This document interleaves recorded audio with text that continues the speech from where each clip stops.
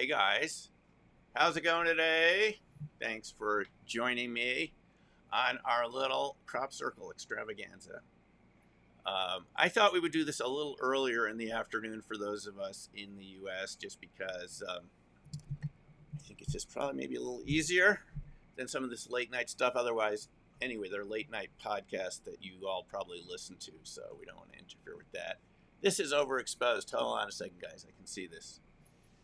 It was very bright outside, and I'm in Boulder, Colorado, and like a thunderstorm is coming in. So my plan to use natural external lighting backfired. Sorry about that. It was very bright, and I realized that this looks a little green when I don't have enough light because I'm using kind of an older webcam. But anyway, we've got a great crew in today. And let's see. Hey, we got Jules there. How you doing, Jules? All the way from the southeast with your sweltering temperatures over there. I don't know how you guys do it. Full humidity. Hello, Terrible Lizard. Flotilla. Mike. Hi, Mike. How's it going? Glad to have you back.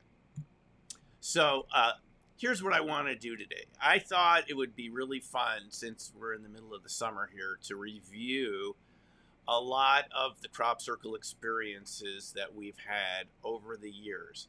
I want this to be like the first part of a presentation, and then what we're going to do is another time I'll do a part 2 to this, where we go more into the theory of what's going on, since we recently had Bob Grenier from Martin Fleisch Memorial Project talk about some of these ideas that we came up with to explain these weird effects we've seen in crop circles. And he linked it back into cold fusion, LENR, and some interesting Russian research in a very interesting way.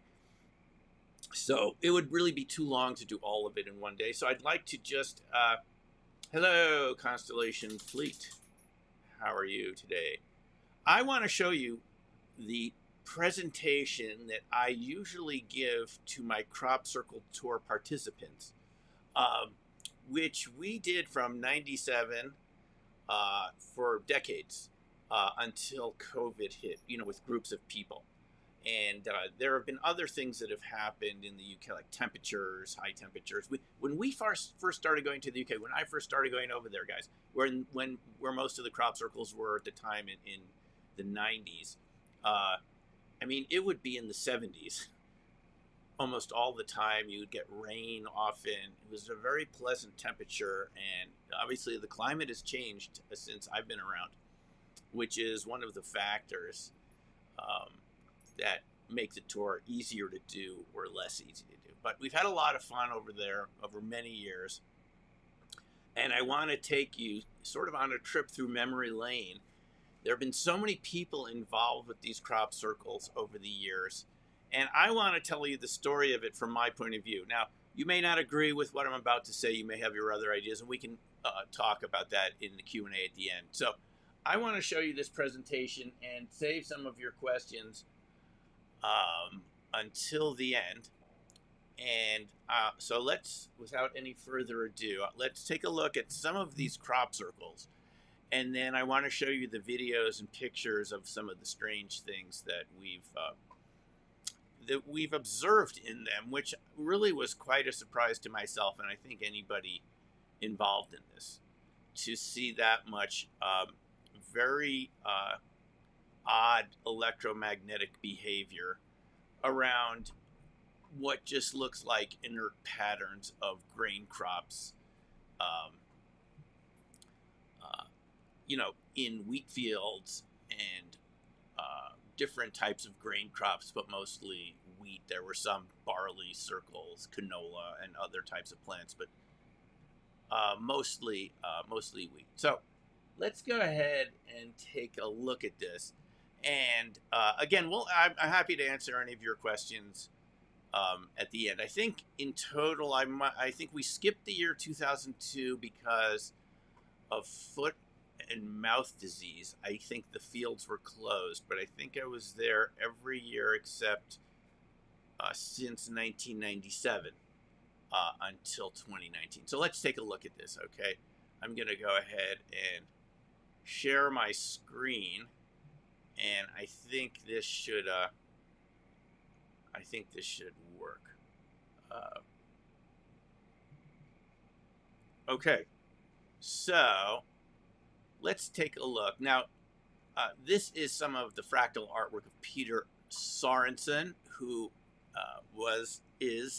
was a crop circle photographer, videographer, someone who went over there before I did in the earlier 90s and started taking videos. And we're going to be using a lot of his photos throughout today's presentation.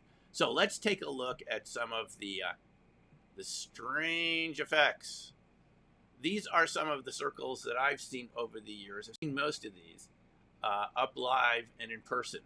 It's been quite a treat, and what an adventure to go into these, folks. Some of these are the size of football fields, really, literally hundreds of feet across. It's incredible experience to spend hours walking through them with their fine detail and their construction. And so I just want to look at some of the circles, and then let's look at some of the things that have happened over the years, just so we can document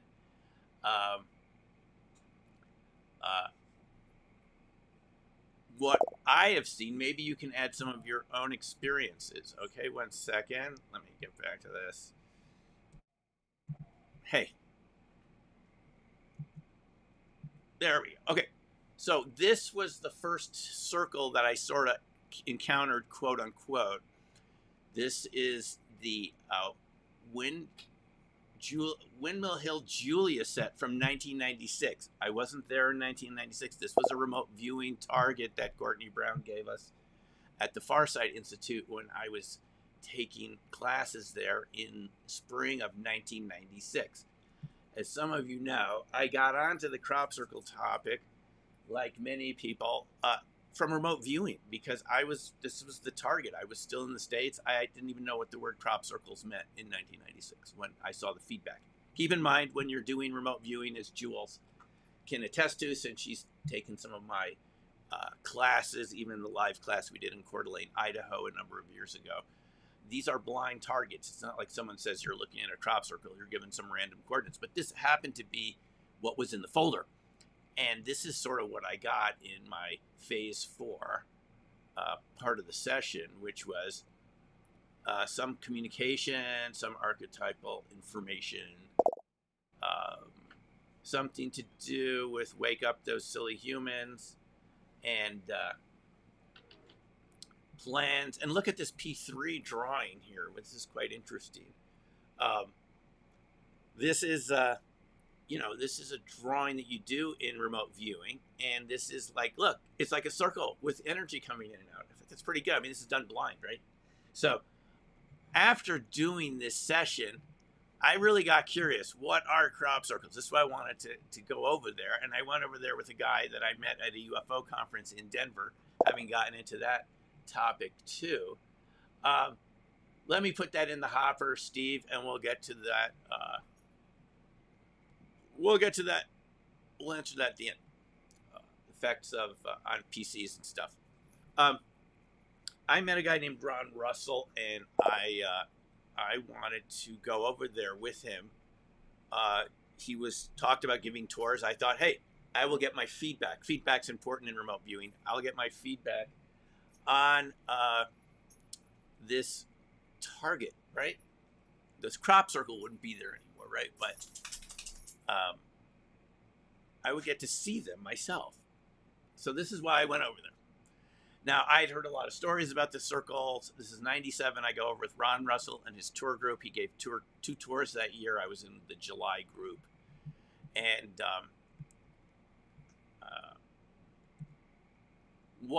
before we go on to what I saw as soon as I got over there, it's a good idea to remember Leonardo da Vinci's idea of sfumato, the Italian word that Da Vinci translated going into the mist. This is what happens when we go into the unknown. Confusion, endurance. So, confusion, endurance. How much uncertainty can you put up with, your little old brain like mine, before you have to reach a conclusion? That's what crop circles do to you. It's not easy to figure out what's going on with the crop circles. And it creates a Suffumato situation, as I would say, in a kind of New York-y way. It's like confusing, but you're seeing patterns there, you're seeing things that you can't quite figure out. I think this whole topic has been misunderstood. People either want it to be, it's either a completely alien ET thing, they're making them like things for us to watch, like putting toys down on a rug for toddlers, or it's all a hoax. And no, I want to show you it's actually, it's neither of those and both at the same time. I mean, it's just more complex. And it doesn't simplify. Crop circles are one of these paradigm busting, shifting phenomena that do not easily fit into existing paradigms. And that's a good thing because it makes us all grow up, yours truly included. They don't fit into any easily constructed theory. You'll see why throughout this. Now, our universe is filled with tons of energy. We know that we get neutrinos coming at us from the sun. These are called solar neutrinos. Billions a second are going through your hands and your body. They're so small they never run into anything. Almost all the time they never hit anything. These neutrino detectors set up throughout the planet, Antarctica and South Dakota mines and stuff. I mean, they may get one event. I think it's like one event a week or something of a tiny neutrino hitting one of their detectors. It's a very rare event because they're so small. For neutrinos, solar neutrinos, which are tiny and fast, it's almost like we don't exist. They come right through our bodies and through everything, pass through the earth like we're not even here. We're ghosts to neutrinos, solar neutrinos. Not so to the cosmic background neutrinos. Those are called the relic neutrinos from the Big Bang. And we're not going to get into this too much right here, but those are another type of neutrinos. You're not told as much about these neutrinos. For some reason, Science magazine loves to go into, I read this every week. They love the solar neutrinos, even though those interact with us very much. And when they do, they kind of collide with something, create a destruction event. The relic neutrinos are slow. They're big. As Bob Greenyer has told us repeatedly from all the Russian researchers, including Alexander Parkhomov's Space, Earth, Human. Excellent book that I recommend that you take a look at. It's well worth getting. You can even get it on Kindle format. They're from millimeters to microns, which means they interact with biological material, chemical reactions. They can slow down levels of nuclear decay, and they're much more relevant to us than the solar neutrinos, but they get a lot less attention. And from my research, you're interacting with about 10 million a second. From the cosmic background, they are shielded out, though, more by buildings. They're affected by where you are. They seem to increase rates of reactions, are important in cold fusion LENR reactions. But we'll talk about that another time. I just want to just describe the fact that we have energy around us. It often exists in fractal patterns.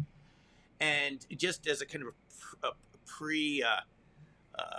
a kind of a precursor here to what we're going to talk about, just to be aware that we're surrounded by energy and some of it does interact with us even though we can't see it. These relic neutrinos are considered to be, by researchers at CERN and NASA, the estimates are it's maybe 0.5%, as much as 2% of what's called dark matter. It's not most of dark matter, but it's a little bit. And even all the relic neutrinos in the universe are more than all the matter that we can physically see. It doesn't have a charge, so you don't see it interacting with us electromagnetically, but it creates kind of like a force. And so this is just interesting, and it interacts with nature. So this is just a kind of a background here that there's an energy around us all the time that we interact with. I think this is what's been called chi energy. We emit something like cold neutrino energy. It's called cold neutrinos, but the same millimeter to micron wavelength, or micron to millimeter wavelength, that interacts with cells. This is what PK is. And we're going to go into these topics again at other times. But I think this is one of the real master keys here to understanding all of these paranormal phenomena is that there's invisible dark matter components around us that literally affect all the reactions that were around, creates periodicity over the year, depending on time of month. One more thing before we get into the crop circles, even the idea of sidereal time in remote viewing, the idea that remote viewing abilities are affected by time, sidereal time, the rotation, the location of the Earth, of your location on the Earth relative to the center of the Milky Way, shows us that this sort of dark matter flow, this flux and flow of relic neutrinos, which tend to cluster around physical objects, affects remote viewers too, since that's sensitive to time.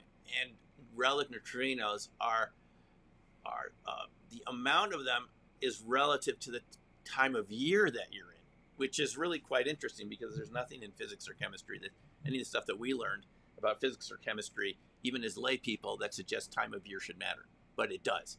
So shapes seem to matter, phi ratios, golden sections. It seems to have the ability to interact with energy. We have these particular shapes throughout our bodies, as you're well aware, like inner ear as an example. And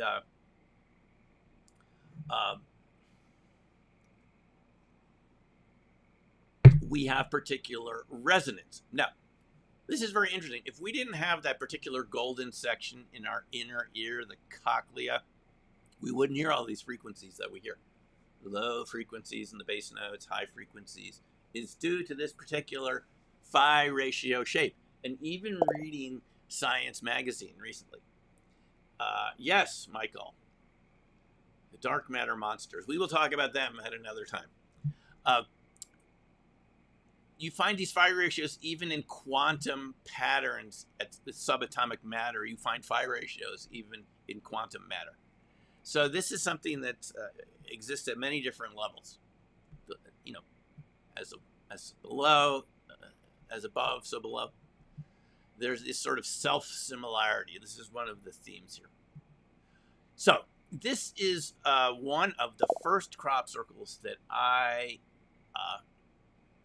ever saw. This was by Silbury Hill, that large old earth mound that's like 5,000 years old in Wiltshire, a few minutes to the west of Marlborough. In Wiltshire, 2 hours to the west of London. This was the first one I ever went into. Now, this one was really interesting to me because this is what's called the Koch snowflake, a type of deterministic fractal that you compute. You make this fractal shape by just putting another triangle on each edge, and you get more and more triangles and end up with a fractal, a deterministic fractal.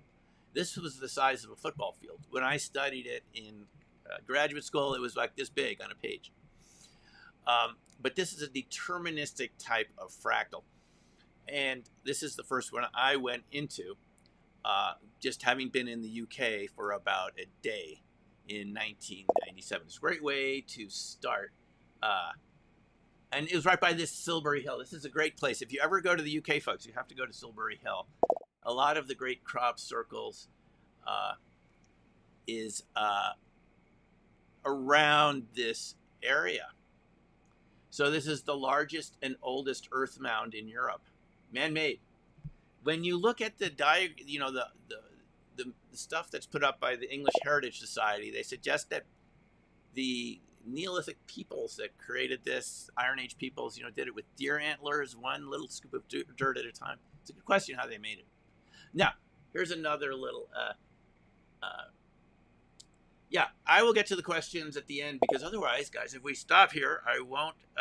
No, I'm not answering questions because if we stop here, I won't be able to show you my presentation. Just hold the questions for the end, as Jules has indicated. When I first started getting here in 1997, you could still go to the top of Silbury Hill. We would go up there, and eventually, it wasn't legal to go up Silbury Hill anymore. But you can see there's a line there where people have walked up. So we used to go up to the top there. And in in Black Swan Ghosts, which has a nice new cover, I have the story of Paul and Sonia, who had a really strange experience camping atop Silbury Hill when these really odd lights came from across the field from the right side, started coming up the side of the hill, which was witnessed by Paul, by other people there, and even Paul Vigay, who's no longer with us, another crop circle researcher from the UK, who saw an orb following his car, which he had talked about, by the way. You can see the A4 goes right by there in the distance. But you can't quite see the A4, but it's right here. It's the old Roman road before you had the M4 out there, and the newer highway. And Paul had talked about this ball of light following him from a shrub, and Paul and Sonia saw it from the past, but they never spoke to each other. So this is an area of a lot of mysterious sightings. Now, let's get back to the crop circles and the history of this and what I want to show you here. They really start, I mean, they go way back 100 years. There's that book by Terry Wilson called The Secret History of Crop Circles. I think there's a reprint, Secret History of Crop Circles. And it goes into the history of early crop circles, you know, back 100 years or so. Not just the modern ones, but some of the more recent ones were known as the Tully saucer nest from Australia. And one of the people in the Doug and Dave team, I think it was Doug Bauer and Dave Churl. I think it was Doug, who was an artist who had seen these in Australia. These were seen near flying discs, what we now call UAP. Look how far we've come, folks. They're not called UFOs anymore. When he saw a UFO, people saw UFOs in Tully, and they would leave these indentations in the grass, these patterns in the marsh reeds.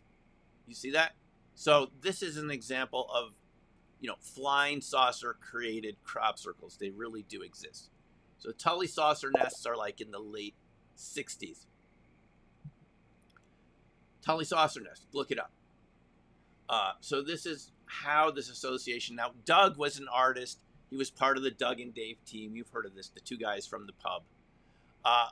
Based on people that I've talked to, Doug and Dave really did make a lot of circles in the 80s. I mean, they weren't just making this up, you know. So that's the Tully saucer nests, early examples of what, you know, we call now crop circles. So these have been seen. This is a picture from Mexico, and here's something similar to that. I don't know the story behind this particular photo, but it's a similar type of pattern in grasses. Louise Voves is a very interesting witness I met while writing Black Swan Ghosts. And she had been picking huckleberries with her brother in eastern Washington, Usk, Washington. And a disc came over. A mom and her son were there. They became frightened by it. It was hovering over the meadow where they were picking the huckleberries, and they called the sheriff, and the military came up from Spokane, the air base in Spokane. I forget what it was called in the 70s. And they closed the area off and wouldn't let anyone in for at least a week because Louise tried to go back with her brother the next day.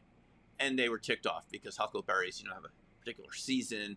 The bears are going to start eating them, and you get the idea.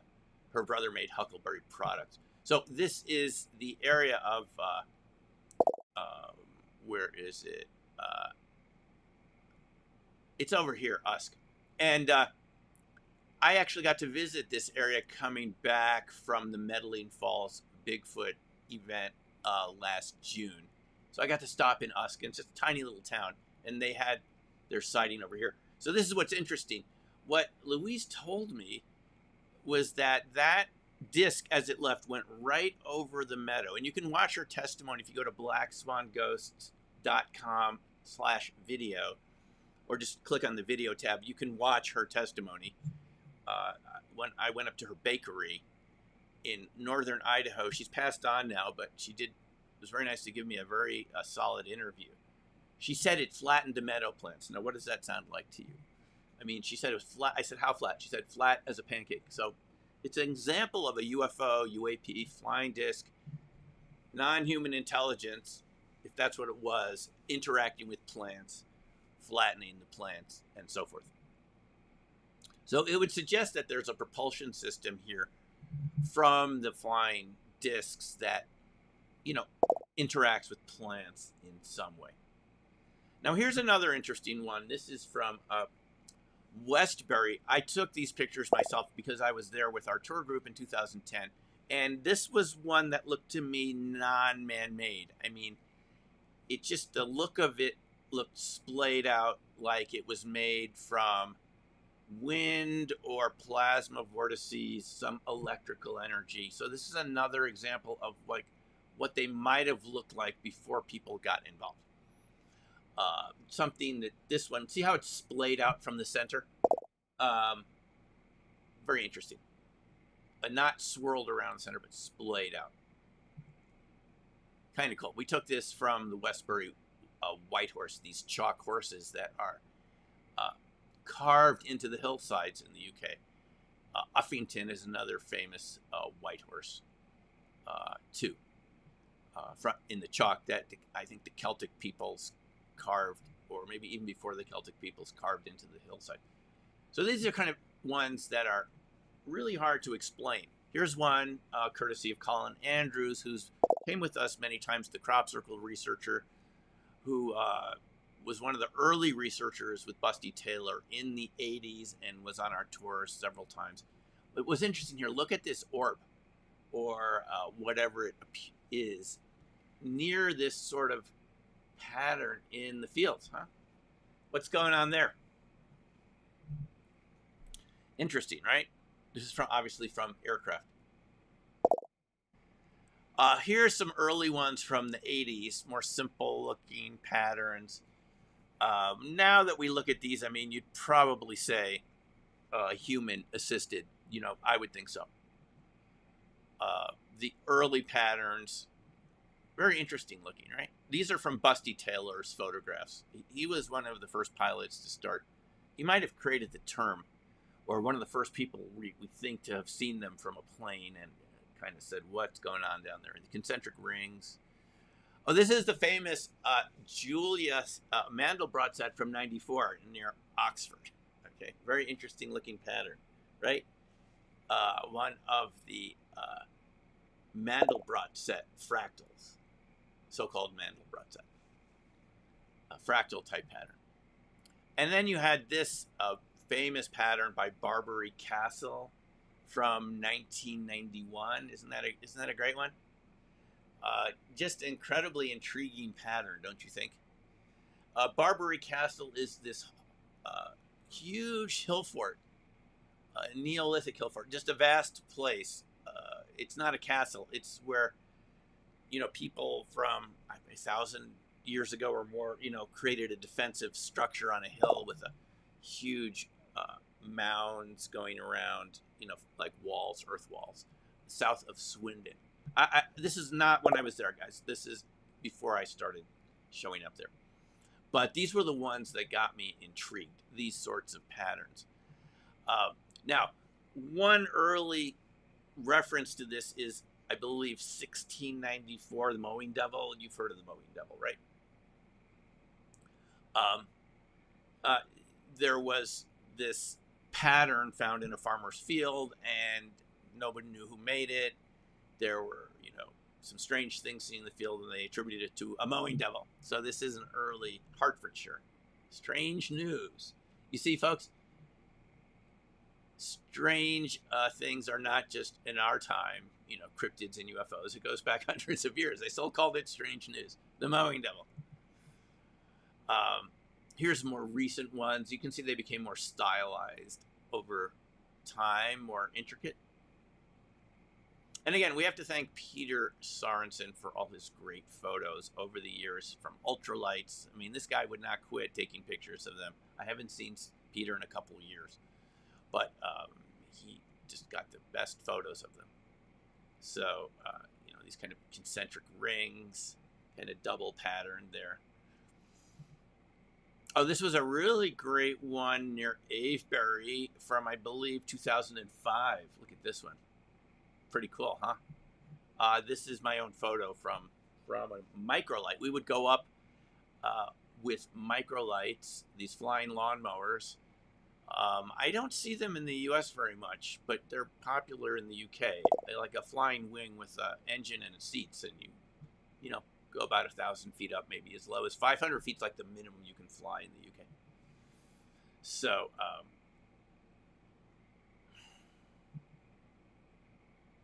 beautiful. These are best photographed towards the end of the day as the sun's going down. Can you imagine being up in your microlight? A lot of these don't have a door. You're just out there in the wind with your camera. Some of them have sort of an enclosure, but at the end of the day, in that sort of warm UK air, these are just wonderful to see with the way the sun makes them look. These are kind of a beautiful kind of skyscraper-like pattern. So this was a real interesting one. This is Westwood's 1998. We called this the Hydra formation. And this one was one of the first where I saw my batteries and cameras affected. I took several pictures of this on the inside. And let's see whose photos this is. This is Busty Taylor's photo. So we got close to this, and all my photos turned out blurry, which, you know, I had never seen this happen before with my Olympus physical camera. I think in this time, 98, it was a digital camera, but it was still a camera, not like you know, smartphone camera, and everything was blurry. It was just very interesting. Here's another interesting formation from around the same time period. Oops, I think we saw that one. Beautiful one from 2001. This is actually on the cover of Opening Minds. And in Chapter 7 of Opening Minds, if you're interested, excuse me, Chapter 6, I go into a lot of this information about these patterns. You can see more of these for yourself. So this was one of the biggest ones that had ever been seen. I'm showing you some of the smaller ones, and then this one was on top of Milk Hill. This is pretty big, as you can see. Those tram lines, by the way, are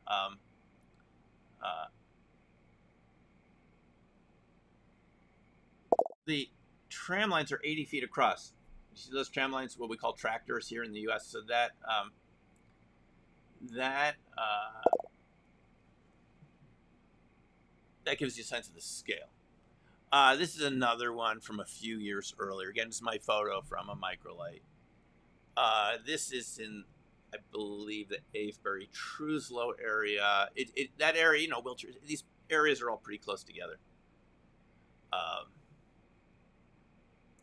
Now, this one is really interesting. This is from 2000. A whole bunch of these sort of moire patterns showed up. And, you know, really large, really intricately done. Just look at the beautiful pattern that created. When I went in there with the static meter, it was alternating negative to positive, very interesting. We used a laboratory grade static meter to measure the static in these. And it turned out that all of those moire patterns, every single one of these showed up that summer, are from a book. Moire and Tessellated Patterns by John Wilson, How to Create Them, Dover, 1983. So I will leave it to you to think if the ETs are reading our books and creating these patterns. I mean, it suggests to us that these were, even though it was hard to imagine even at that time that would be man-made, these are all from a book, which is pretty good evidence that someone read the book, including this beautiful sunflower pattern. See, here's the one that we just saw. Something like it. So this was starting to, some evidence for us that maybe people were involved in these.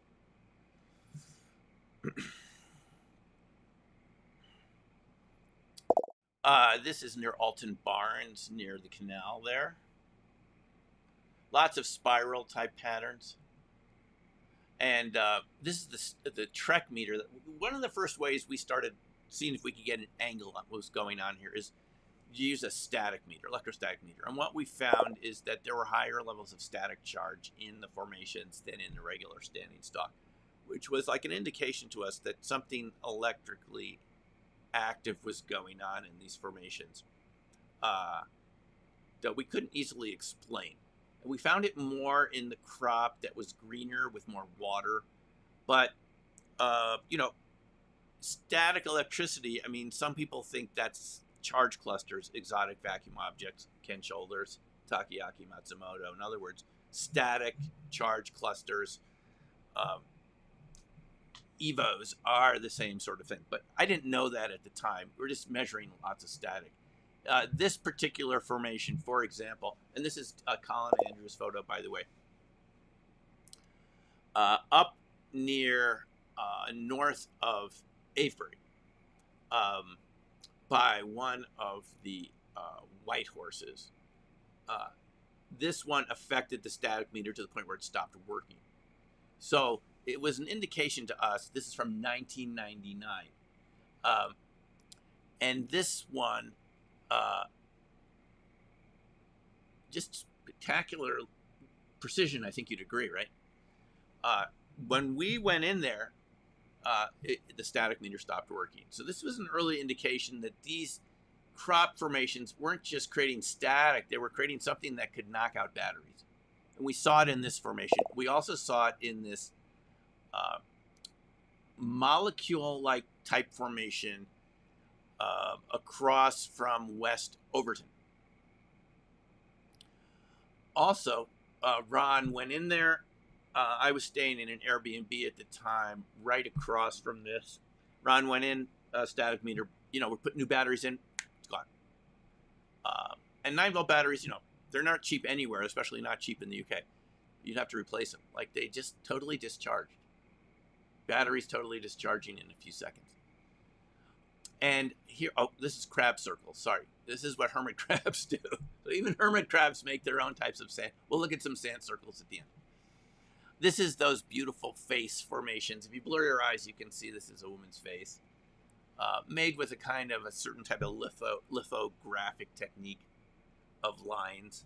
The same way print images are made. This is the alien in the disc formation. Kind of a famous one. The alien face. Same sort of technique used in construction.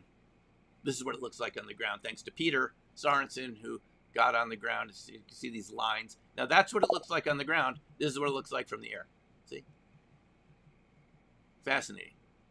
The face pictogram at Chilbolton. Look at that.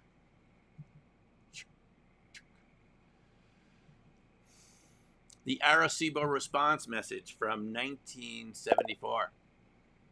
This is what it was called, at least. And people thought they had decoded a message in the Arecibo response message. Remember that sometime, was it in 74, the Arecibo Space Telescope in Puerto Rico was used to send a message to space with a binary code, I believe. And this was considered to be possibly a response message by the Chilbolton radio telescope in Hampshire, just south of Wiltshire.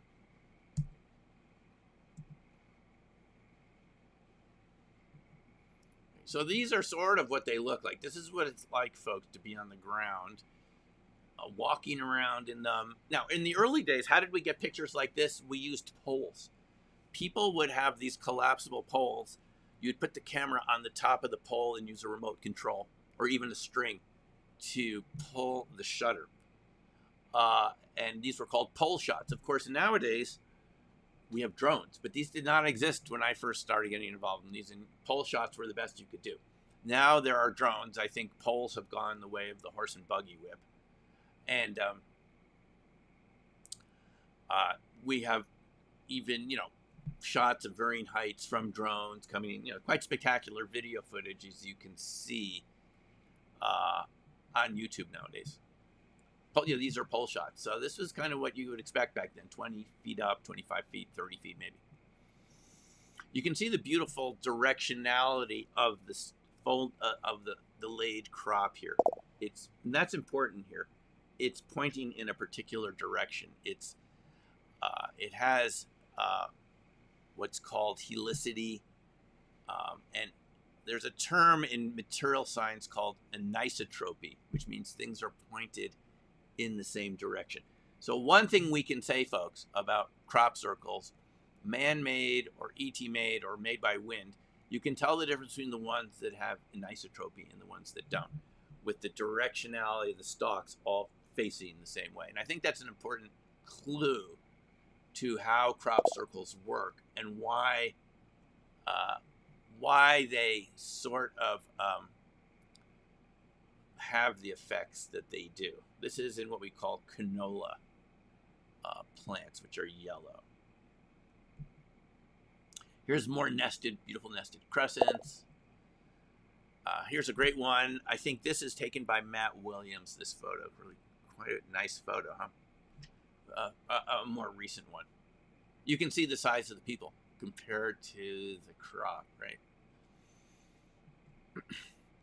More complex patterns. So one of the ways I started making sense of this in the early years, I mean, and this is not my most recent thinking about it, but this is how I started looking at it, is some of these look a lot like the so-called Giri tiles from Islamic art, so-called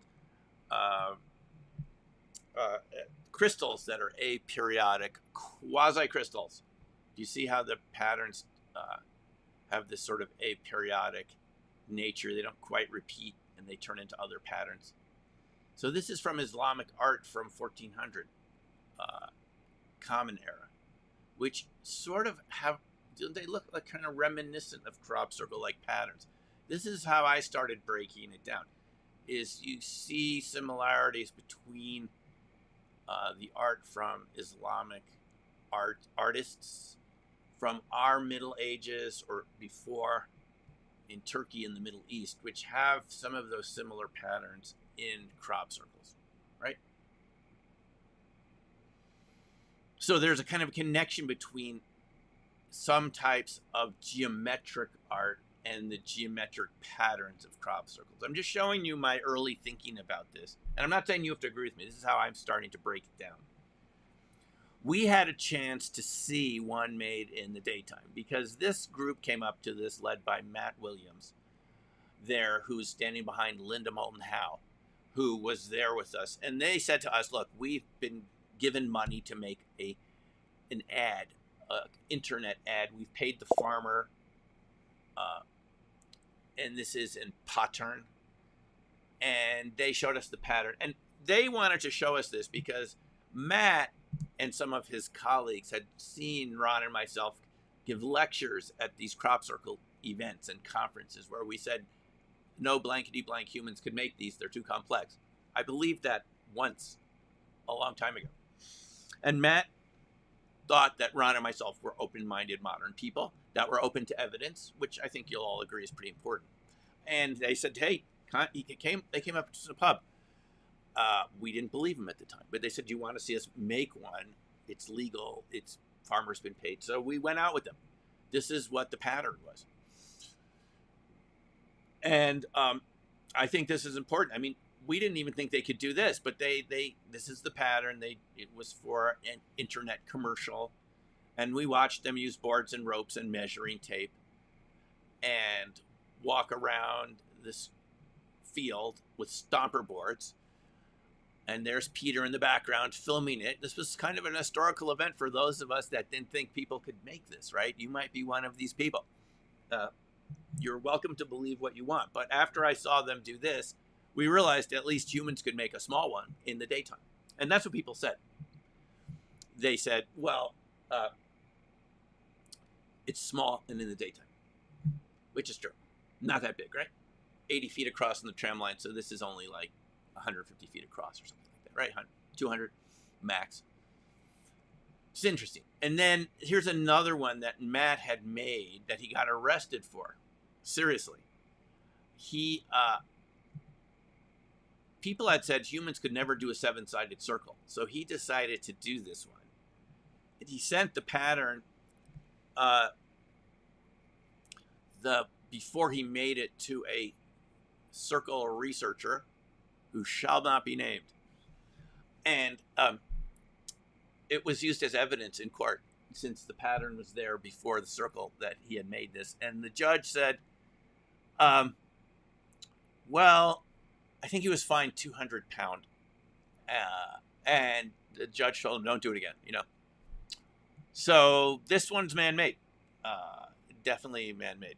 And so this was kind of, honestly, folks, this is a learning experience. I'm just telling you this because I had made my mind up that humans couldn't do this because I had heard a lot of lectures, like you probably have heard, that humans couldn't make these. Even architects would talk at some of these crop circle conferences in Glastonbury, UK, which was a wonderful conferences, and it was great speakers, and all sorts of folks were there over the years. And some architects said, it would take us 5 days in the daytime. So I didn't think humans could do this, but slowly I saw evidence that they could. So it's important to be open-minded. Hello. I'm talking to myself. You have to be open to alternative ideas, even ones that don't fit with your perspective, because you might be wrong. And maybe it's more complex, as we found out with these circles. And I think you'll see why in a second, why it's more complex. There's these donation boxes that farmers would put up. This is way back, like around 99, 2000. You know. Looks like my pant size was a little less back then.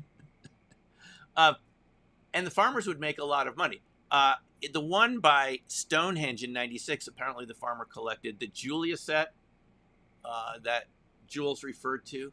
Jules with the Julia set. That farmer collected, like 60,000 pounds by the summer. This was an example of a fake collection box, which we found in the Fosbury Formation, which we gave to the farmer. We had seen this one on the crop circle connector as being a fake box. It was moving around. That was not owned by the farmer, so we took it and gave it to the farmer so he could collect it. This is the one by Stonehenge, and this is the one that many people visited, near in the direction of Salisbury, and again, so the farmers could collect to make up. And there was an article that said from the tourist board in Wiltshire that crop circles are bringing millions of millions of quid per summer in hotels and restaurant services for tourists. So they thought it was a good idea. The farmers didn't like them, and they're fewer nowadays because the farmers really did their best to try to mow them down in more recent years. But this is what it used to look like. Some people had the ideas that maybe they were created by orbs and balls of light. And we have seen these orbs. I mean, my view is more that once you have the vortex structure of the crop circle pattern, regardless who makes it, even if you and I go out and make it, it can create condensed matter, exotic vacuum charge clusters, and so forth. And we'll get into that in a subsequent video another time, why I think that's true, because that has to do a lot with cold fusion LENR, which will take a little while to explain. But this is an orb that someone saw with their eye coming over to visit us on Woodborough Hill. We were out there with Koch and Kyborg, two German researchers who would come over and make their own human-made circles to see if they could communicate with the intelligence of the circle makers. And one of their friends photographed this on his way to meet us on Woodborough Hill over there. He saw this. So you do get these orbs out there, these ball lightning charge clusters over crop circles. It's right over a crop circle. Here's one by Barbary Castle, a couple years later. Moving very fast. There was a video of this taken by a tourist, and a very quick speed if you measured it, like about 200 miles an hour when it was really moving fast, which is faster than birds move flying level flight. Here's one that Peter Sorensen took in an ultralight. He didn't see this till later. I was at a conference and Peter showed this video footage of this Bishop Canning's formation, And someone saw this. Now, I don't know what it is. You could even argue maybe it's some conventional explanation. Maybe it's a UAP, you know, maybe it's a Tic Tac. But, you know, these things do show up. Here's the frames of it. That's stabilized to show the flight path. It's interesting. A Japanese tourist took a picture of this pollen vortex over the center of a crop circle in the area of West Overton, not too far away from there. You can kind of see the kind of helical pattern there. Now here's an interesting picture. There I am walking in Devizes, UK. I'm on the lower left, and there you can see an example of what's called St. Elmo's fire. You see that coming from the church steeple?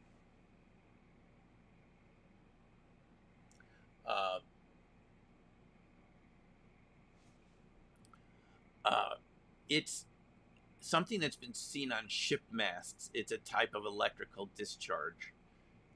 Part of the family of this type of electrical phenomena. But there it is. Now, I didn't see this at the time, but when we developed the film, I think this was, the person had a film camera. This is what we saw. So here's an interesting pattern that I was asked to see one at night, to stand there as people made a crop circle at night. This was the pattern I was given ahead of time. I wasn't told where this was going to be. They just said, show up, you know, at our home at 12 midnight, and we'll go out and make a circle, and here's the pattern. So they used boards and ropes, and this is, you know, a big one at night, and they did it. Cheryl 2000 formation. I've been open about this. I didn't make it, but I was there to watch it being made. And I really felt like, you know, I had to do this to see once and for all if humans could actually make these or not. And they could. And it measured static changes when we measured it with our static meter the next day, which convinced us that even the man-made ones were real. And that's what I'm saying. The man-made ones are electromagnetically real as any other type. Even the type that Luis Voves described up in Usk, Washington, even though that was a straight pattern, or the Tully saucer nests, where, you know, UFOs are seen around them. And the ones that Terry Wilson talks about in The Secret History of Crop Circles, where there's balls of light and so forth associated with the circle in some way. The man-made ones create anomalous electromagnetic charges, I believe, from the patterns.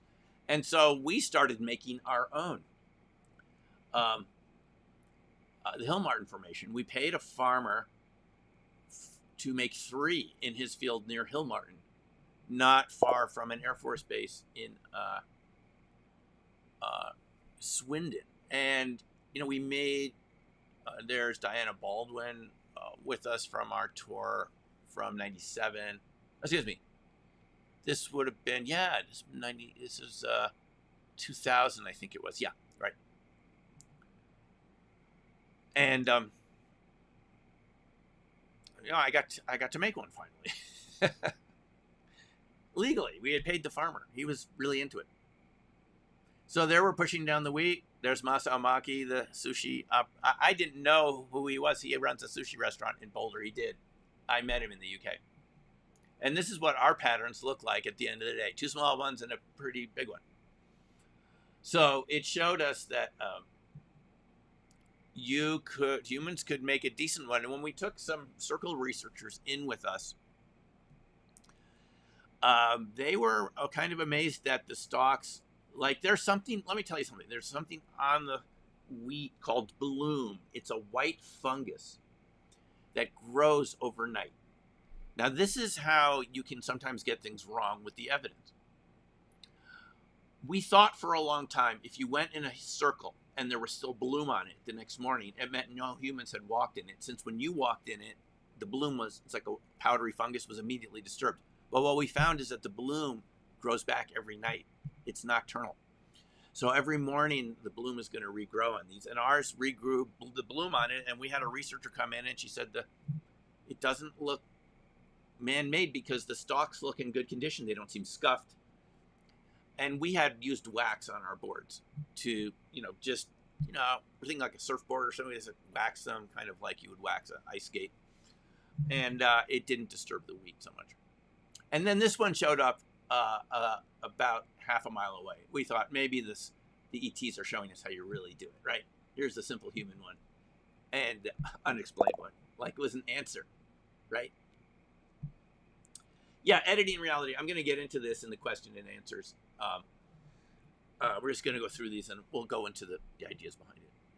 So here's one that Masao Maki made.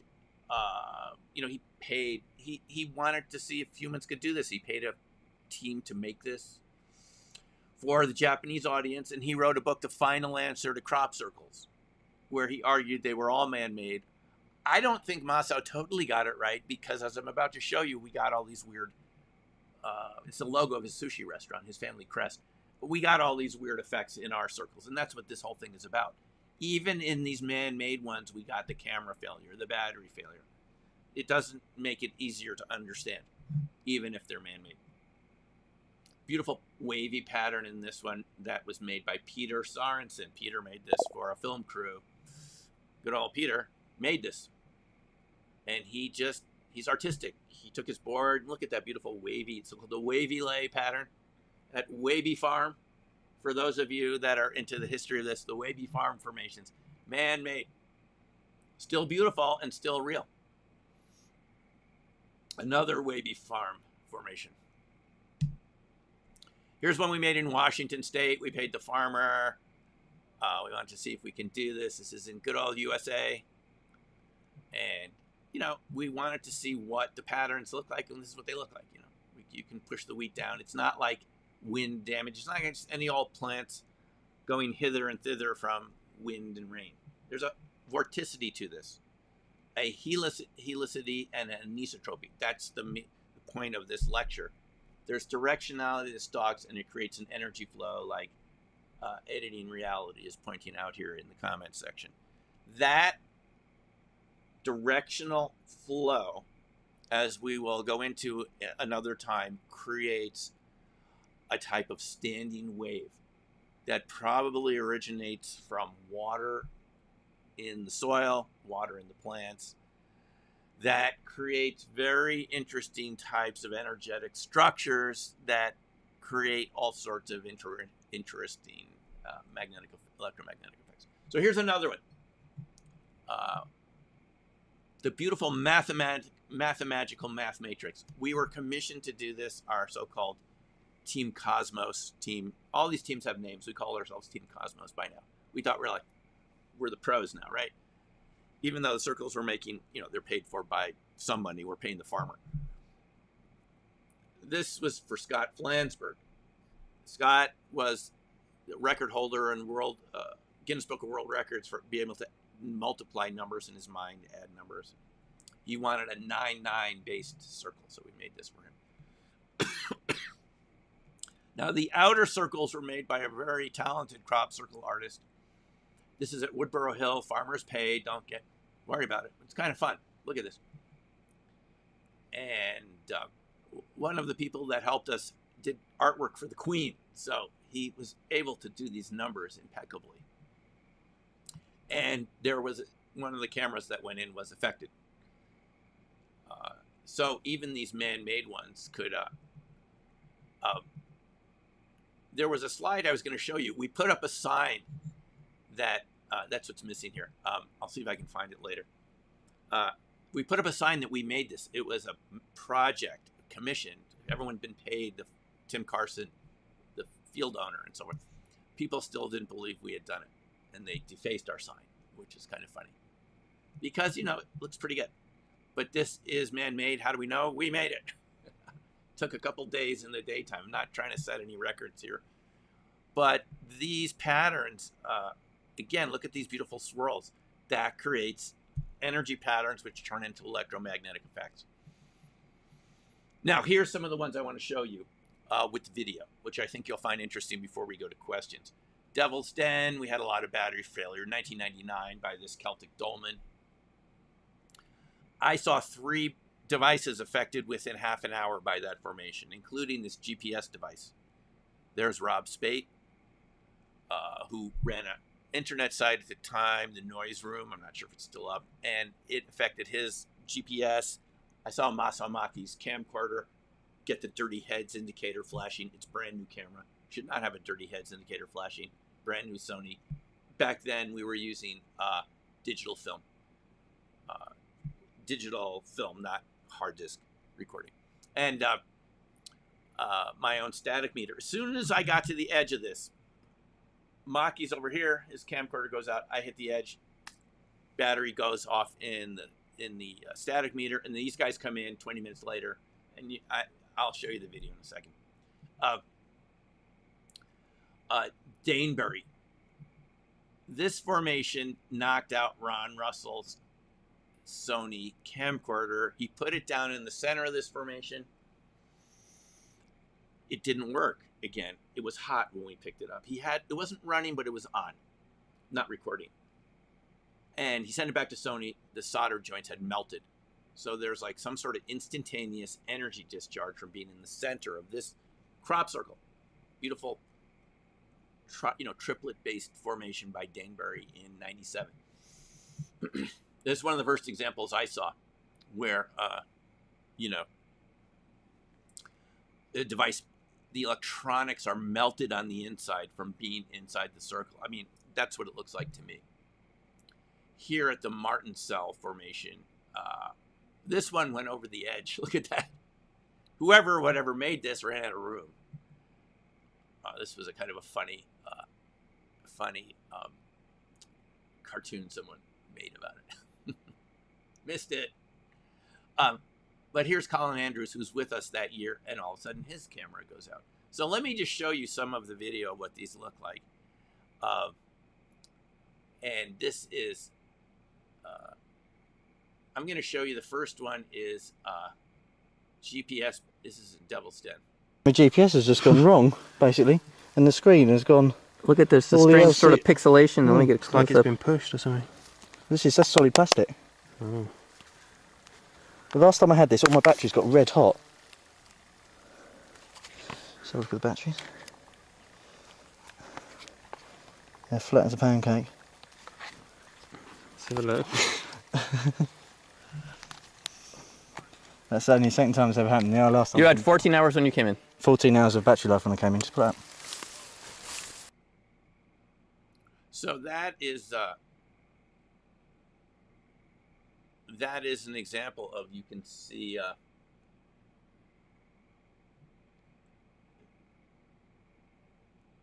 what it looks like. Your camera just about 50 yards from the crop circle, my camera was working perfectly, which, there's another by the way, is a brand new, very expensive camera. And now, upon entering the crop circle, it lost its ability to focus, and now I think it won't even turn on. Has it ever done this before? Never, ever. I think it's shot. Wow. Now here's an interesting one. I was just looking towards that log pile, and suddenly I saw this one, and it just kind of rose up and stayed for about 3 seconds, then it disappeared. And then I got everyone else was kind of looking, and it I think 3 or 4 times it rose up, or maybe more. I went round there and tried to find it. They saw it orb, right? I don't know if more people saw it. You were standing over there before. Is that why you were standing there? You guys saw it over there? Yeah. We saw them come in, and they were standing there, and they came out. They saw a glowing orb lift off the ground a couple times. That's kind of evidence of something, don't you think?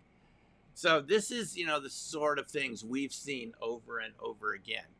Now that is from my playlist, Crop Circle Camera, Electronics and Battery Failure. It's in the text in the description below this live stream, so you can look at all of these yourself. But again, we've seen this happen many times. It happened to this tourist. Let me show you this one. Opened your camera? And has it ever done that before? No, I've taken 900 photos on it on this memory card. It's taken about 100. It's just stopped. And what do you think's causing that? I got no idea, but when I get it, yeah, it's probably because I'm going to catch a plane. Yeah. So, well, hey guys, So the interesting thing is that guy, you heard what he said. He said, it's probably because I have to catch a plane, because nobody knows why this happens. It's your camera goes on the fritz. I think you can get the idea. The Ridgeway, it affected this engineer from University of Oregon who was on our tour that year. Look at this. Oh no, this was what I was photographing. The camera wouldn't focus. Look at this. My camera's not focusing. Or is it? Well, it's taking static measurements. I'm getting some distortion in the camera. It's not focusing properly. Look at that. Anywhere else except in this. Something's happening to the camera. No, batteries are fresh. It's blurring in and out. It's never done this before. Well, this is the, Here, take a look at this. It's blurring in and out. See that? yeah, it's on its own. Who knows? I won't even. My watch is dead. How's your compass working, Dan? Good. It's yeah, it's just right. So you get the idea. There's just a lot. This is just a sample of these. Yeah, so it happened in this formation. Again, it's my own photo flying over a microlight, the next day. The National Geographic, we were in this formation filming, and they told me they had heard of the BBC camera crew having their cameras totally whack out, having to reboot them, call London. Yeah, I know that one, guys. It was a little windy on that one, but basically, you could see the camera was not focusing anymore. So basically, what I'm showing you here, folks, is that completely inert wheat made of cellulose can have these strong electromagnetic effects. And this is what was a mystery to me all these years. Even little orbs and things would be seen around these circles. Hovering over these circles as some, were being observed. This was a man-made one. This is for a movie. This one is made by a movie. You can see the circle makers making this one for a movie, an independent movie, A Place to Stay. I don't think it ever made it into the U.S. It was a reproduction of one from several years earlier.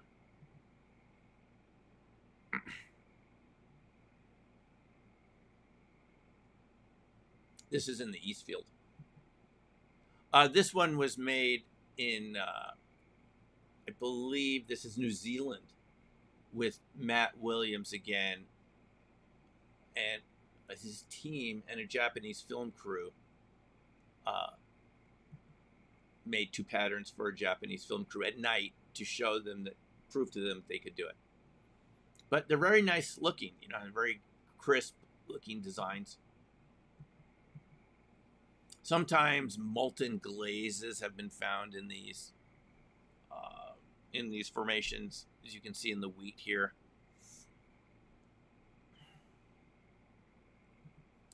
Sometimes you find these bent stalks in some of them. This is one that we had paid a farmer to make a small one, and then some of our equipment stopped working, the lasers and things. So that's what it was going to be more complex than this, but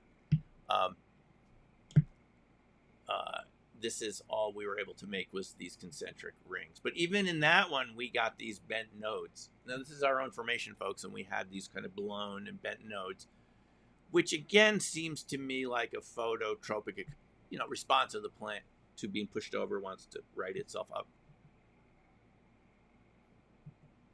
Now this is a really interesting one. This is what I want to show you, and this is really worth watching.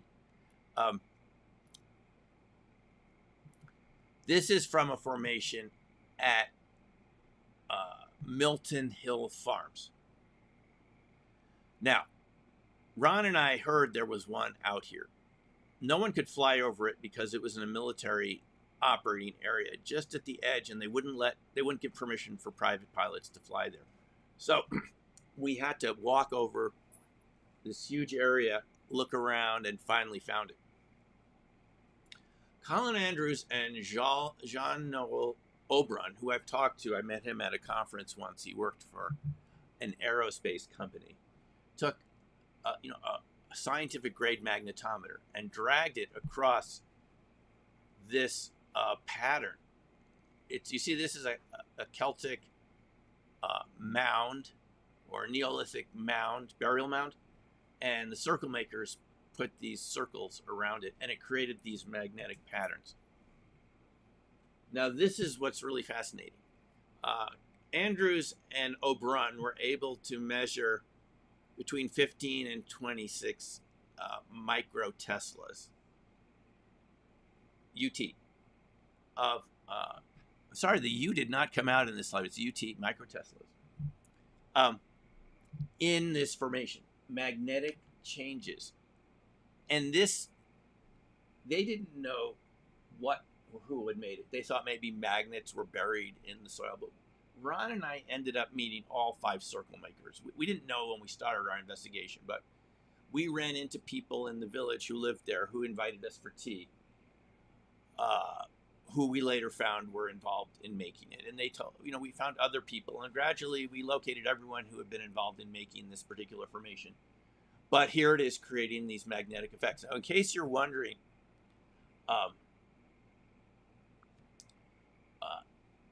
how strong is 15 to 26 microteslas? It's between a refrigerator magnet and a high voltage power line. So that's pretty strong. So these patterns of,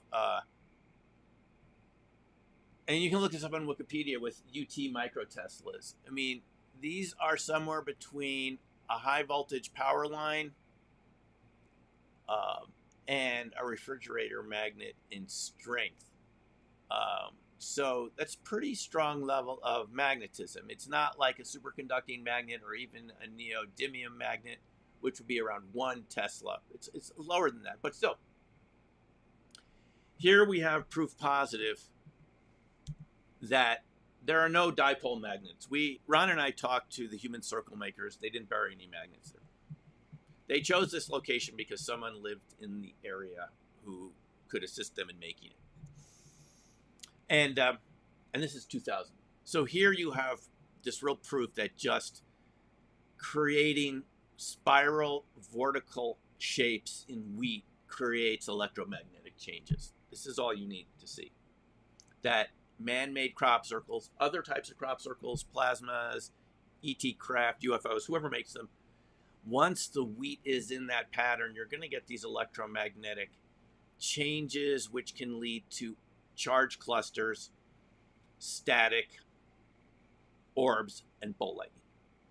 So it's not that orbs create these, at least in my experience, though I'm not discounting that.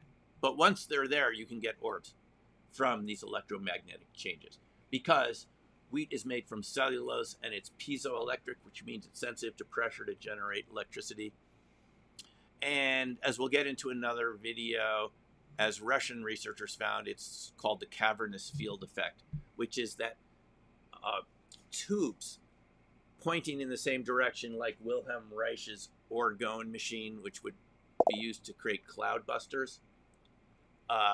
Cloud busting can generate standing waves and electromagnetic energy at a distance. I wouldn't even be surprised if this is in classified patent somewhere, because this is a very interesting effect. Electromagnetic charge from an inert material like wheat, just from a spiral, and as Michael is saying, a sacred geometry pattern. Yes, and we'll get into the second when we get to questions. I think peoples have known about this, Native Americans, other people. This is our big discovery of crop circles, is that these patterns are electromagnetically active from the shape. That's my point of view. That's what I think is going on. Colin and Jon-Noel Aubrun could not figure it out. Is it something down there? Is it something above? I think it's the pattern of the wheat. Here's one that we made in Kansas. We had permission to make a small one in Kansas, in Hayes, on the way to, 3 of us left from Denver, including Ron Russell and a guy named Steve, to the IRVA conference in 2002, the first time that Ingo Swann showed up to a remote viewing conference. We wanted to go. Driving from Denver to Texas is 2 days. That's how big Texas is. We stopped in Oklahoma, and on the way back, we got permission to make a small one. Every single photo of it taken with Ron's professional Nikon camera came out really strange. You can just see they don't look right. Why? I'd say it's the same thing. This is a professional quality camera. Ron said it never made mistakes. It didn't leak light. I think it was the Nikon FE or F3, something like that. Ron, being a professional photographer who had worked for NASA creating artwork, and every single photo here. Look at these weird photos. It never did this again, and it had never done this before, but it's doing this in a crop circle. Good enough for me. It's like I can't explain what's going on here. Look at our heads. They're reflected in these ghost images in the photo there. It's just strange. I mean, it's definitely like double exposed, but worse. Look at that. That's me holding up a static meter. You kind of get the idea. Strange light patterns. It's like the film is picking up an electromagnetic type of energy that's present. And this is a small formation we made. What is this? This is our small man-made formation. It took about 20 minutes. It's like 15 feet across. Believe me, it's small. Small but potent. And here you have all this type of electromagnetic energy. If I didn't know better, I would say these are Ken Shoulder's exotic vacuum objects, charge clusters, making their appearance. Ken Shoulder said they're everywhere. And when you walk across a rug, you're generating them. And they're not long-lived, but maybe the camera picks them up. They're not always long-lived. If they're long-lived, they turn into a ball of light, an orb. Even this picture, look, there's some strange image over Ron. So just some possible explanations. You know, these circles are, this is my thinking 20 years ago, but I still think it's relevant. They're shaped like crystals. Crystals are used in electronics. I used to build kits and things as a kid, crystal radios. And they're liquid crystals in all these screens that we're using, which change pattern based on the electrical charge, or the pattern creates electrical charge, piezoelectric effect like we know exists in wheat. So liquid crystals, it's like the crop is like a liquid crystal because you can shape it into a flowing shape. Here's one that really was crystal-like, but it was made with CDs. The fractal CD snowflake is kind of fun. They just taped all these CDs together to imitate that very first circle I showed you, the Coke snowflake, something like it. See? You see the negative image there? It looks like the Coke snowflake. It's kind of cool. 2,107 CDs.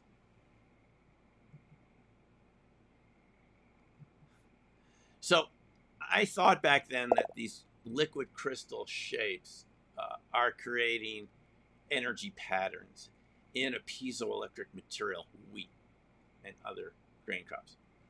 Because the wheat seems solid, but it has liquid aspects because it's moldable and flowable. So it's a liquid crystal. And liquid crystals have all of these properties to them, you know. So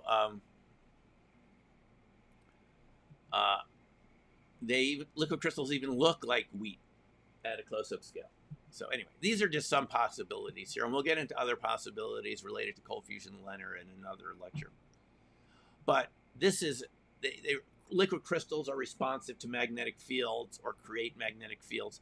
They create magnetic vorticity, hello, superconductivity. It's right in this article from Science Magazine.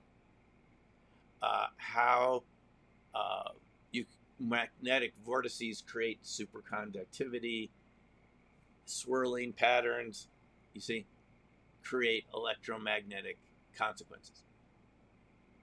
So the shape of the circle in and of itself, this is my view. There are, you know, first of all, going to liquid crystals, just really quickly, as examples. One sec here. Like this article from Science Magazine, even animals like starfish grow these types of crystals for, you know, for a variety of reasons. that's useful to them. So crystals are already part of nature. And then you have evidence that, okay, you're thinking, I know what you're thinking. Wheat is like, how does it conduct electricity? Well, even things that conduct electricity can stop conducting past certain thresholds where there's still electricity conducting, but it's not coming from electrons. It's called strange metals. And in these articles, they compare materials to black holes. That there's another explanation for electricity flow, not electrons like you're all thinking. So even in conductors, other things can conduct electricity, not the normal conducting particles like electrons. And here's a whole article about black holes doing it. So, so it's pretty clear that other ordinary materials that seem like insulators could have other electromagnetic properties. And I think that's what the crop circles are showing us.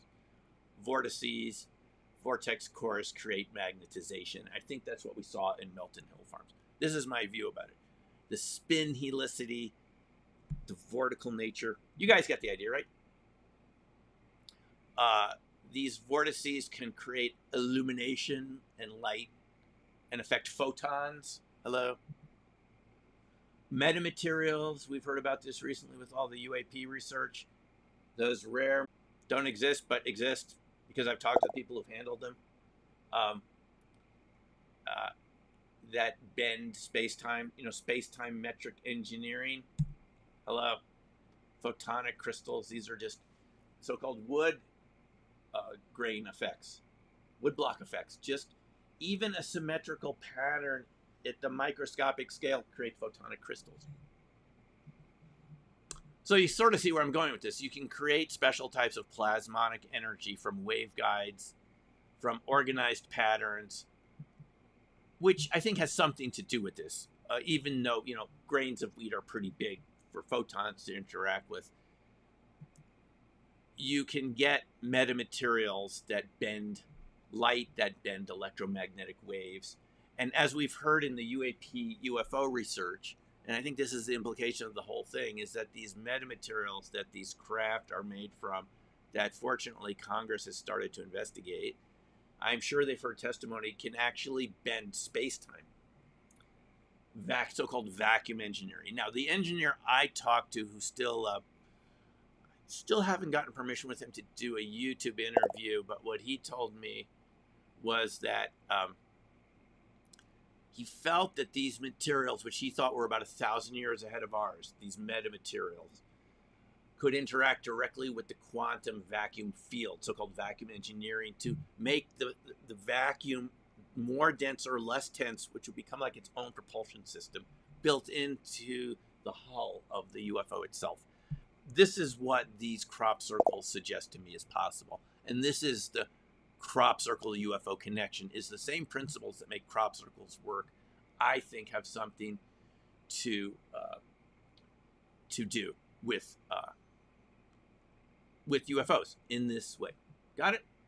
So it's metamaterials. We're just about done here, so get your questions ready. Thanks for listening.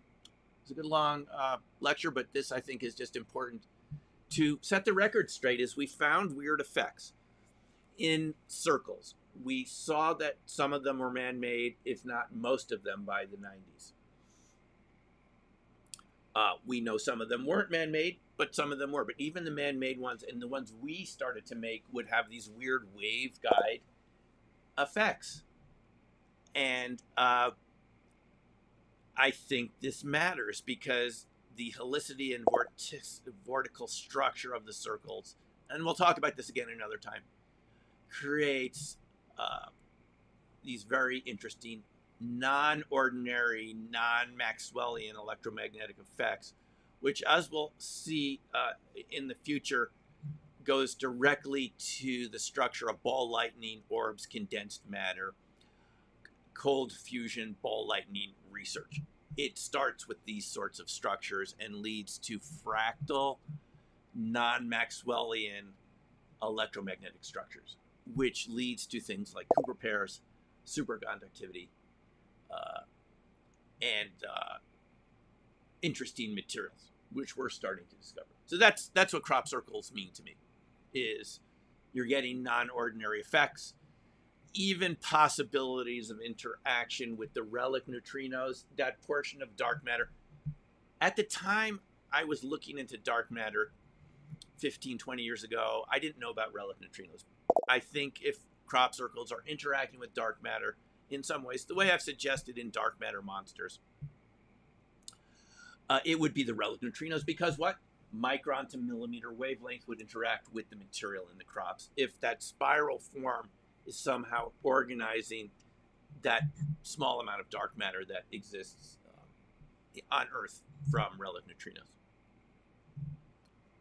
Even possibilities of parallel realities, which, again, people have experienced very, I saw a question back, which we'll get to in about a minute, of strange space-time slips in crop circles. Is it evidence of parallel realities? Or something about this structure creating access to parallel realities? It's certainly a good question. So we have all these different possibilities of how these circles create these strange effects. But I think in the end, it has to do with coherency of the structure, coherency of the shape, sacred geometry, as Michael Ewell pointed out. And I think that leads to coherent matter and what's called metatronics, metamaterials. And that's a big discovery from crop circles, which initially just started out as kind of a cool, weird art form to lead to all of this kind of interesting science. Metamaterials being like this, where this isn't made from ink or anything, it's just made from patterns and crystals that can create all these beautiful colors. Even sand circles. Some of the circle makers went on to, I'll get to those questions in a second, thanks Jules. Some of these circles went on to make sand circles.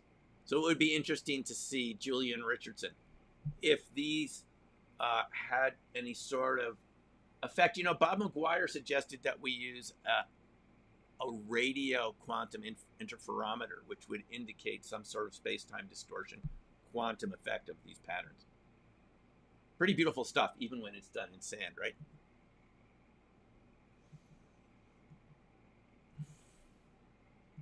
These are done by Weston Supermare on the coast of the UK. And Julian had this great sand circle calendar. It's somewhere around here. You could get his calendar for the year. And look at these. This is done in sand, folks. So anyway, thanks for listening.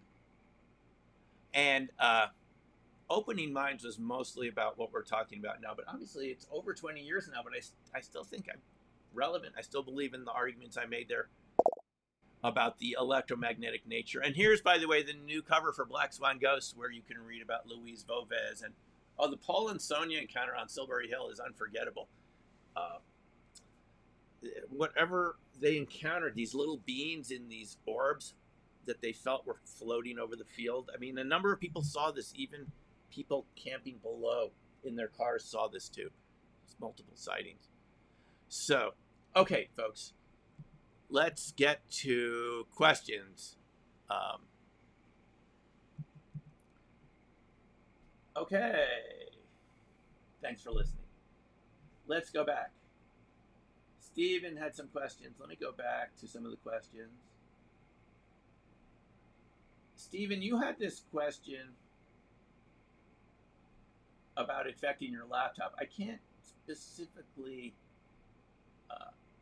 sorry, I realized you had to go, Stephen, but it was an interesting question. I mean, we've seen laptops affected by this a number of times, so it's just a very interesting aspect to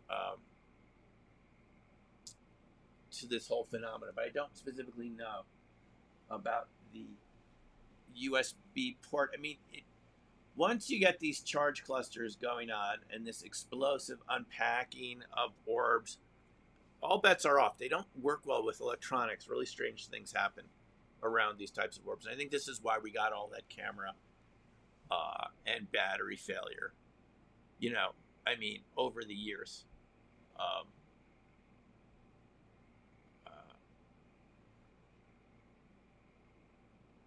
Yeah, I think we saw most. Oh, here. Okay, here's the one. Okay, Dan, can you tell me about what happened with your compass here? I have a digital compass, a Casio Pathfinder, which is altimeter and he had a compass. And readout compass. Anyway, stopped working. it's lost its calibration after I was out in the crop circle. I came back and it's no longer when I turn 90 degrees, I get a 180 degree reading. In other words, it shows north over here and south over here, which is be it 90 degrees to each other.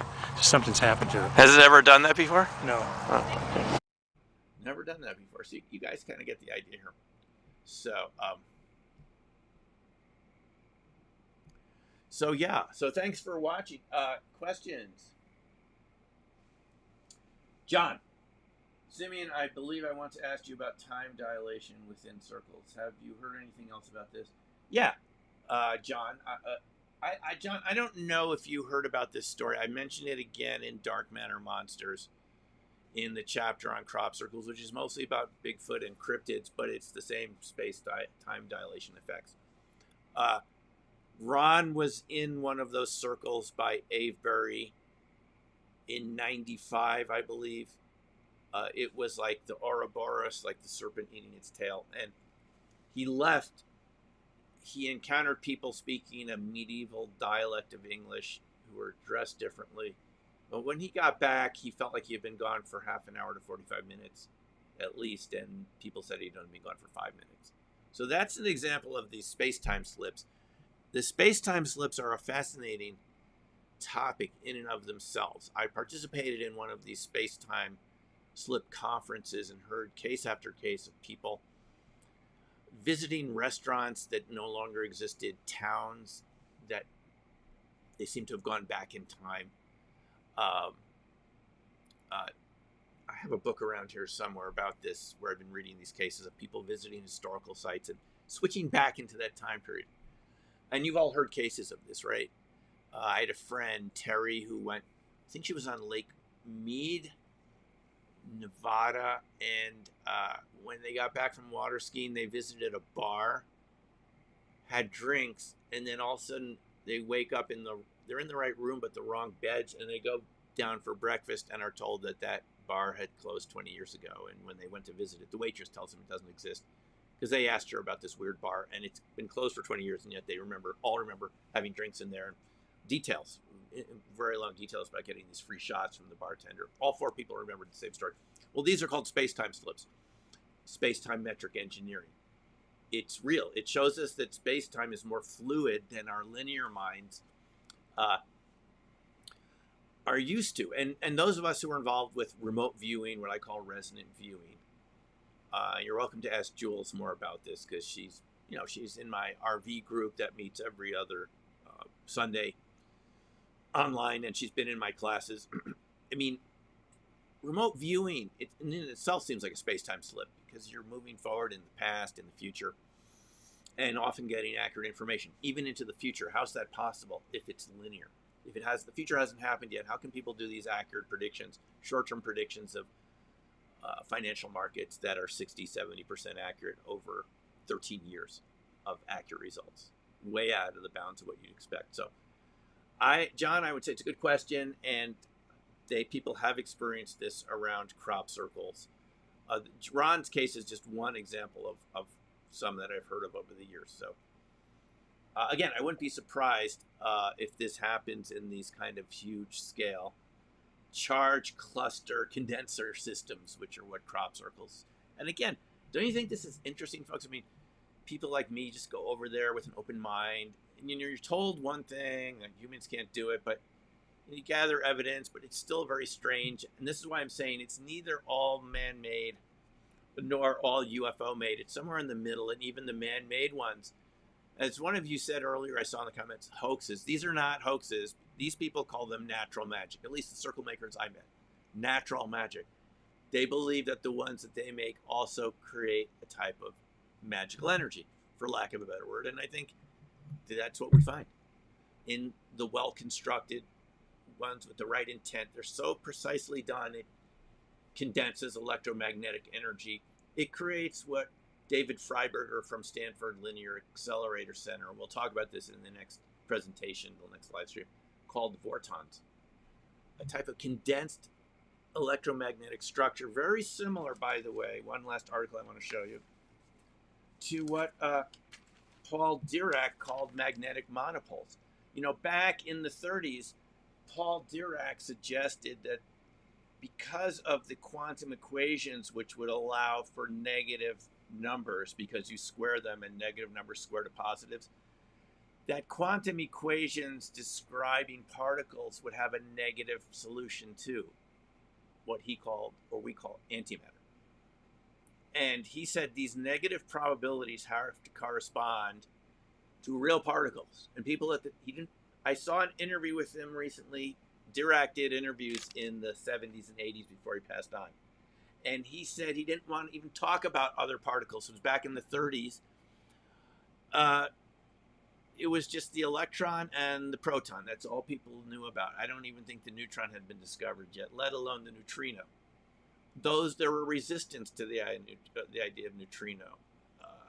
Enrico Fermi's paper on neutrinos was rejected by nature. This is how close-minded science can be. And Dirac was very hesitant to suggest the existence of a positron, an electron with a positive charge. But he said that the mathematical equations in quantum mechanics said it had to exist. A couple of years later, it's discovered in cosmic background radiation, positrons. So even things like magnetic monopoles are now being seen, emergent magnetic monopoles. This is, by the way, magnetic charge with no north or south, just pure magnetic charge without a north or a south like we're used to in magnets and things. Like electricity, just with a charge, like it could flow. And I think that's what we saw in Milton Hill Farms, is a magnetic monopole type charge, not a magnetism. Remember that diagram that Andrews and Aubrun show with a north and south with little magnets? It's not what's going on there, in my view. There's no magnets buried there. It's emergent magnetic monopoles, which even Science magazine says have to exist. And what's the property of them? They're fractal. Hello. Fractal charges, phi ratio, golden section. You see how this all connects? It's how nature works. Dynamic, fractal, and anomalous noise in clean magnetic crystals. Now, I just want to say one thing about noise. In remote viewing, there's a noise column. Remote viewers are always separating out signal from noise, but even noise can have a fractal component to it, which gives it some information, which is what remote viewers know, which is why when they're finished with their session, they actually look at the noise column to see if there's information. I'm just trying to tie some of the loose ends together. Okay, let me go back down, sorry. Yeah, thanks, John, for reading that. Yeah, that's exactly right, John. And I know some of you may be offended by this, don't like the idea of man-made circles. It's what we found. And this is why we started making them, not to fool people or anything. It's just to see what the scientific result is. I realize people can get close-minded, and we all have to watch out for being too rigid, myself included. We get overconfident in our ideas about how things work, and it could be more complex than that. Usually it is. And we should just be open-minded to the evidence and just say, fine, it's more complex than I thought. No biggie. Guys, I have to admit, I was wrong. I used to think people could not make these. I would get up on stage. I have some videos of me, early days, saying, no human can blankety-blank make these. It turns out they can. And I'm one of them that made them over the years, too. The ones that I showed you, where we paid the farmer and it was all above board and so forth. I did participate in a few here and there where the circle makers would ask me to come out with them. And sometimes they would help ask me to design the pattern. It was kind of fun, but for the most part, they're all legal and above board. So it just shows us we need to be sort of humble. I learned this. You can get overconfident and a little too arrogant thinking you know what's going on, and it just may be more complex, and it's fine to admit that. So yes, John, that's what I believe, is that nature, I never would have thought something we did with a board and a rope would create exotic vacuum objects the way Ken Shoulders talked about in these beautiful standing waves like Wilhelm Reich described. The cavernous structure effect, which we'll talk about in the next live stream, where tubes pointed in the same direction can create these electromagnetic effects and interact with water and so forth. I wouldn't have believed it, but I saw it. I've seen the evidence for it. You've seen right here, just in this hour and 45 minutes that we've been together of the cameras going on the Fritz, How often do you see that happen at the beach or in the mountains when you're on vacation? Never, right? Oh, so rare. But here I've seen it again and again, with strange effects on these cameras. Now, sometimes the cameras don't come back to life ever. Ron's camcorder had to be repaired by Sony at the factory. And sometimes people have told me that they left them in their drawer for a couple of months after being in the UK and it started working again one day. So I think that's an important discovery, and it suggests that even just with nature, we can create a type of natural technology that has electromagnetic effects that can perhaps be something that we could harness, we could direct, and so forth. I think with the right equipment, we've never had it, but I think Bob McGuire's idea of an interferometer would be useful to see if even those patterns in the sand from Julian Richardson created some effect that was measurable. That would be kind of cool. It would show us again that, as someone pointed out earlier in the comments, that sacred geometry has real impact. So let me look a little more. Any more questions? So we had the time dilation effect.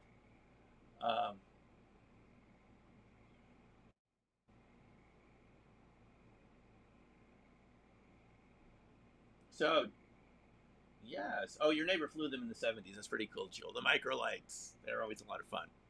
Now, I've been on some of those microlights. The wind was so strong, I was wondering whether we were going to get tipped over. So I asked the pilot, and you would hire these microlights out of Avebury, Truslow area, and some areas around Wiltshire, where they had these fields for the microlights. And, you know, you'd pay like £100 an hour or something. I once asked one of these pilots, it started getting really rough up there as the storm came in. And, you know, the flights were grounded. We were the last flight to land. I said, is it possible if the wind was strong enough, could the microlight flip over? He said, anything could happen up here. Every flight I've taken on a plane seemed calm ever since that. So, wasn't the gold pictogram one to describe? I don't remember that. Maybe, Jules. I'm not certain. Yeah, people have looked at the nodes, and again, we found the enlarged nodes in our own formation. So that's either a response of the plant to the energy once it's there from the formation, or heating, something like that.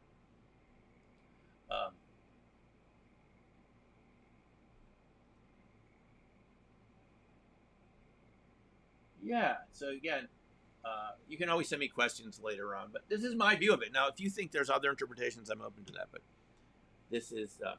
Now, here's an interesting book I came across recently called What Do We Know About Crop Circles? I got this on Amazon. And it's sort of like a kid's book on crop circles, but it's pretty good. And they mention Pat Delgado and Terence Meaden, who... Terence Meaden showed up in this early cold fusion research from Takeaki Matsumoto from Japan, who passed on recently, but Bob Grenier got over to Japan a couple months ago and got all his videotapes and talked to him before he passed on, which is quite timely if you think about it. He was going to throw it all away. And Terence Meaden thought that these crop circles were created by plasma vortices of air and electrical charge. And Takeaki Matsumoto mentioned how crop circles were found after thunderstorms on the island of Hokkaido. He was at the University of Sapporo. I think whirlwinds, and it's mentioned in this book, but I think there's other possibilities that once the circle's there, it creates vortices, as you've seen in my presentation here. So there's like different interpretations of it. So yes, any more questions? I'm sorry I ignored them during the talk here.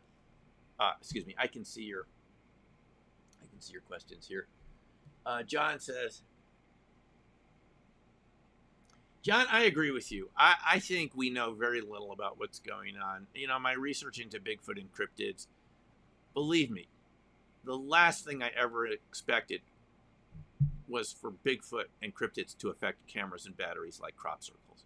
To me, that shows we're dealing with the same fundamental electromagnetic principles, which is why you see my book, Dark Matter Monsters, you know, in the electromagnetic section on Amazon with books about Maxwellian equations and ham radio. Because it's got to be the same effect of some sort of electromagnetic condensation. I've talked to so many people that, cars have stalled around Bigfoot, Dogman, these other cryptids. So I didn't even believe in all of this a couple of years ago. Certainly not these other. I'd heard of Bigfoot. Who would believe that other types of creatures are out there? But they are. It's humbling. I think we know very little about how all of this works, but what we can say is that we're used to a certain controlled reality. We press switches, things work reliably. That's what we're used to as modern people. But there's alternative electromagnetic structures based on fractal geometry, which we'll get into more next time. I think you'll want to see the next live stream, where it doesn't work the same way. You get these space-time dilations. You get these strange cascading electromagnetic effects which affect electronics, can short out circuits. And I've heard this even happens. I think this even happens around cold fusion LENR. We've heard people's credit cards get erased if they're too close to the reactor. Batteries stop working. I'm just arguing it's all the same non-ordinary, non-Maxwellian electromagnetic effect. If you think I'm wrong, come up with a better explanation. But my Einsteinian type of mind just thinks we don't need to make this more complex than it is, unless that's what it turns out to be. But I'm saying here that all these effects, crop circles and other types of structures that affect batteries, are doing it for the same reasons. And I think that's because you're dealing with charge clusters, exotic vacuum objects, which Ken Shoulders and other researchers, Parkhomov and Matsumoto, all these have said the same thing, that these people in Russia were all part of the classified remote viewing program, and they go into cold fusion. It's not a PK. It's not a coincidence. It's because we're dealing with the same fundamental effect. And I put some of the links below in the description here to look at what Bob Grenier said about some of the ideas here. He agreed with it. He thought that the directionality of the stalks are giving them special electromagnetic effect. So, yeah, well, thanks. I just feel like I'm putting all this together. I appreciate that you enjoy it, John and others. I'm intensely curious about what's happening. I grew up with a scientific training as a social scientist. You don't just ignore data that doesn't fit into your pre-existing ideas. You adapt your ideas to the data. That's all we're doing here. Instead of being so skeptical that we won't look at any of these phenomena, I prefer to look at it. And I think we're all catching up. This is why Congress is looking at UFOs, UAP, interviewing the witnesses, because we're far behind the experience of people at this point. And eventually, as Hal Puthoff told us in 2018 at the IRVA meeting, eventually reality catches up with the data. He said there's going to be so much more data about UFOs, for example, from the new types of radar that are being installed on all military planes. He said you wouldn't be able to ignore this after a while. Even if you wanted to, it'd be seen from satellites, from planes. And isn't this sort of what we're seeing? All different types of small UFOs and big UFOs, the way Buddy Bolton suggested a long time ago, that you'd get these kind of different sized UFOs. And I think this is sort of what we're seeing. So go to the links below if you want to see this playlist for the videos I showed, and Bob Grenier's presentation, and another video I did to the SSE group, for the SSE group a couple of years ago, 2021. It was online, of connecting crop circles to cryptids, Bigfoot, and UFOs. All sort of the same battery destroying electronic interfering effects, which I believe are from the physical structure and the types of electromagnetic types of phenomena that are generated in different ways, whether it be cavitation or vortical shapes. They all seem to lead to the same type of non-ordinary electromagnetic action, which is battery interfering, electronic destroying, doesn't play nice with electronics, as Bob Grenier often says. Yes, and consciousness expanding, and this may be a key to how we'll interact with whoever the non-human intelligence is. we can sort of find a common ground. But even the UFO literature, you start looking to the same thing: batteries, cameras, orbs. Stan Gordon, again, going back to Stan Gordon's books, not about crop circles, but just how often you see Bigfoot in UFO areas. Why? It's a different type of matter, different type of reality, and they birds of a feather flock together. And I think these are all birds of a feather. If you have another point of view, I'm totally open to hearing your view on it too, but I think this is what we call paranormal phenomena. So, and it's not to try to explain it away. Even remote viewing. Bob Greener did an excellent example a couple days ago called O-Day ESP, where he showed these relic neutrinos are interlinked with remote viewing and vortices in our brains, physical brains, that could allow this singularity that allows us to interact with magnetic monopoles, which would create a non-local connection to different types of space-time. It would seem to make sense that we can access that state too from these phase singularities. Vortical structure, same thing as in the crop circle, sort of the key to the whole thing.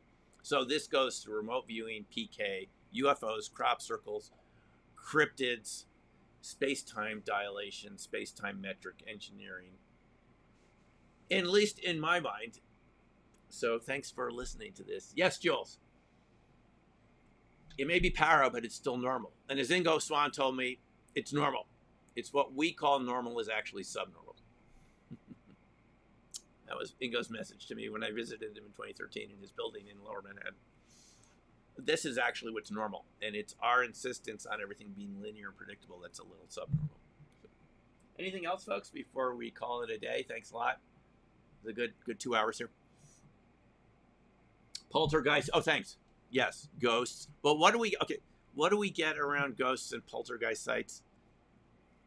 Similar phenomena: cameras, batteries going out, right? Orbs. Smell of sulfur. And what do we get in a lot of these phenomena, these kind of sulfur type smells, which is what you get when you transmute oxygen 16 to sulfur 32. It just comes out of the LENR equations. There's a good book called The Brimstone Deceit by Joshua Cutkin. Joshua Cutkin of the Cutkin and Renner fame of Where the Footprints End. Those two books about Bigfoot, which are on the shelf here somewhere, about the strange phenomena around Bigfoot, which convinced me that it wasn't just a flesh and blood animal. I mean, that's not the only thing it was. And one of Cutkin's earlier books is The Brimstone Deceit, which I later realized is super important, where he asks, why do we get the smell of sulfur, jewels, and others around haunted sites, around haunted Civil War battlefields, around UFOs, and around Bigfoot? Is it just coincidence? I think not. Okay, folks. Thanks. Any other questions before we go? It's a good 2 hours there. It's long enough. Stay safe for trees falling in your backyard, flotilla. Thanks, everyone. Ingo. Amazing. Glad I got a chance to talk to him at least a few times. Okay, folks. Well, thank you very much. We will see you next time, and we'll do another live stream where we continue on this, where I'll go through more detail about these different types of structures and how all the research kind of shows what's actually going on here. But until then, thanks for watching, and we will see you. We'll see you next time. Take care for now, and bye.